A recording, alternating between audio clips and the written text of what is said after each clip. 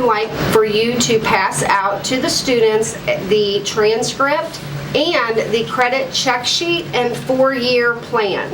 That'll be a white piece of paper that looks like this, and the back side has the 4-year plan on it. So if you could pass those out to students right now, I'm going to take you through this presentation one step at a time and walk you through each form you're supposed to hand out to students. So again, please pass out the transcripts and the credit check sheets. Once you get the transcripts and the credit check sheets passed out, please also pass out the direction for scheduling sheet. It is white and it has all of the directions for scheduling on it, and this is what I'm going to be going over with students. So at this time they should have a transcript, the credit check sheet, and the directions for scheduling. Okay, we are going to use these transcripts to help you plan out your 3-year, 2-year, or 1-year plan depending on what grade you are in. Please make sure after today's presentation you look over your transcript, make sure everything is correct on there. If there is anything that you have questions about, make sure you come to guidance and talk to your guidance counselor about that. This transcript is a history of what you have done in your classes. It shows what classes you are in currently, and this will help you complete that credit check sheet to see what important credits you still need for our graduation requirements. I also want to encourage you to go to the Ryle website and click under Rater Basics. It has scheduling information on it. The course description guide is located on this website, and it's very important that you look through the course description guide. It gives very important information about the courses that you are interested in taking. It also gives a list of all the pathways that are available to students. It gives a graduation information as far as the required credits, and it's a great resource for you. And that is located again on the Ryle website under Rater Basics. So once you get your transcript and you take the time to plan out your 4-year plan and do your credit check sheet, it's now time to start thinking about what classes you would like to schedule. We are going to do this by having you students log into the student portal in Infinite Campus. So at this time, teachers, please hand out the blue direction sheet. This is the instructions for students to be able to log into their student portal, which is where they check their grades in Infinite Campus, and they are going to request their elective classes using this portal. When the student logs into the student portal, they will see that all of their core requirements are already in the student portal. Those were already put there by your core teachers, English, Math, Science, and Social Studies, and they have recommended the next level of course for you. So you will go in then and finish up your scheduling by putting in your electives. To help you do this, we have created a green elective sheet that looks like this. So at this time, please pass out the green elective sheet along with the blue portal directions. One at this time has a green elective sheet and a blue direction sheet. So let's just talk about these two forms right now. When the students, like I said, log into the Infinite Campus portal, they're going to see their required classes already listed. This portal is going to open on January 23rd and will be open until January the 29th. So students will have all this week to enter their elective classes in there. You want to make sure that your requireds and your electives, you have at least 6 courses to complete a full schedule, and then you also enter some alternates. The alternates play an important role in the scheduling process because if you cannot get into the elective that you want, we want to make sure you have some good alternates that you are okay with taking in case you can't get into the first choice. So please make sure you put in alternates, and please make sure that you have 6 total classes along with the alternates. Again, this green sheet is a list of all of the electives. It also gives course numbers.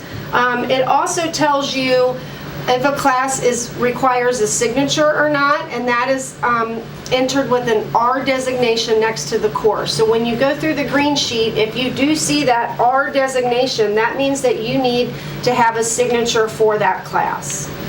Again, this blue sheet is here to help you with how to get into the portal. It shows how to search for courses, and it also shows you how to save your requests. So the big date on this is make sure you get these in by the 29th.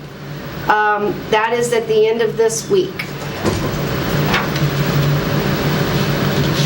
Now, once you enter your electives, you are going to come back to your Monday wrap next Monday, and you will actually get to see what was entered into Infinite Campus by your teachers and by you. It is important at this time that you take your sheet, and for any of those classes with the R designation, you go get the appropriate signatures. And you will have until February 3rd to do this.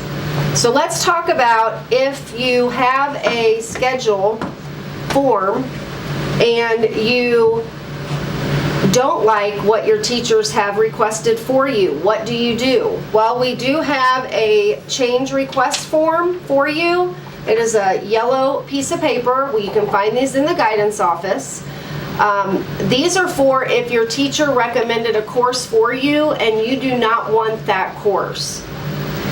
If that is the case, you need to fill out this yellow change form. It's located in guidance, and you need to tell us you do not want to take the course your teacher recommended for you, that you would rather take a different course.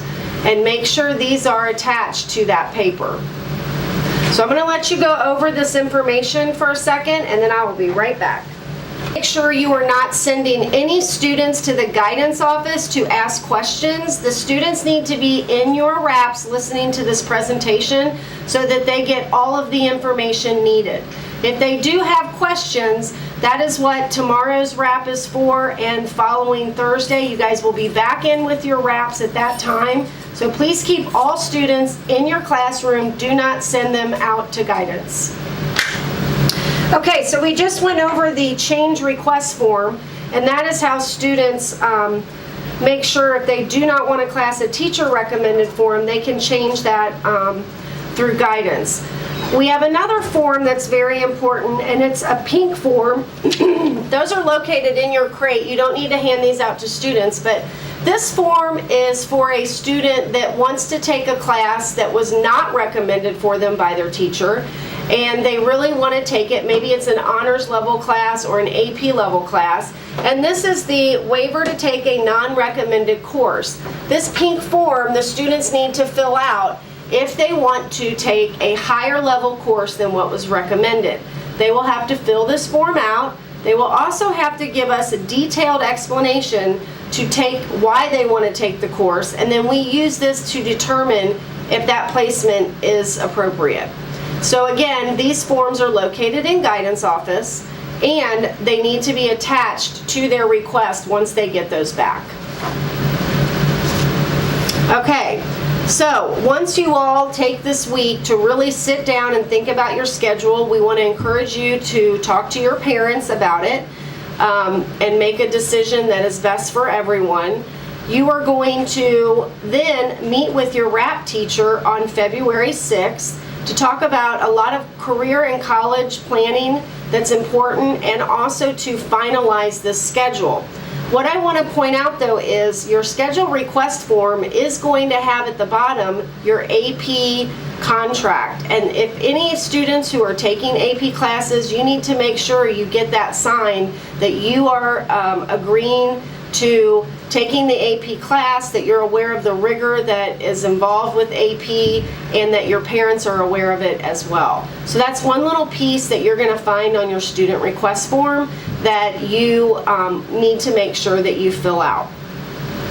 Okay, let's talk about some important classes like dual enrollment Dual enrollment classes are a wonderful opportunity for students, and we wanted to remind students that the deadline to take a dual enrollment class is not until March 1st. The applications are due March 1st, so you have some time to think about that.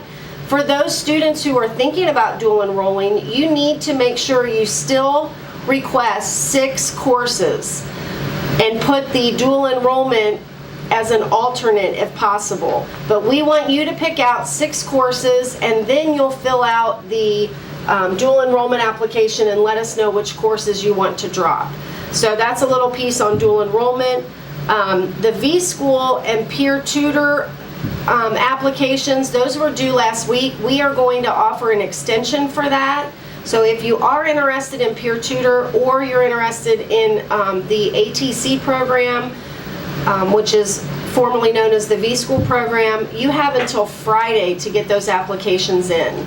So just remember that. So right now, I'm going to take a pause, let you guys get all of your paperwork together, see what you have, and then I'll go over a few more things to wrap this up.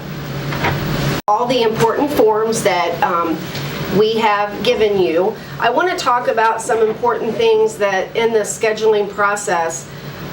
First of all, you know, when students are going to be going out and asking for those signatures, please do not interrupt classes during the day to get signatures. This should be done before or after school, or in between, or before a class starts.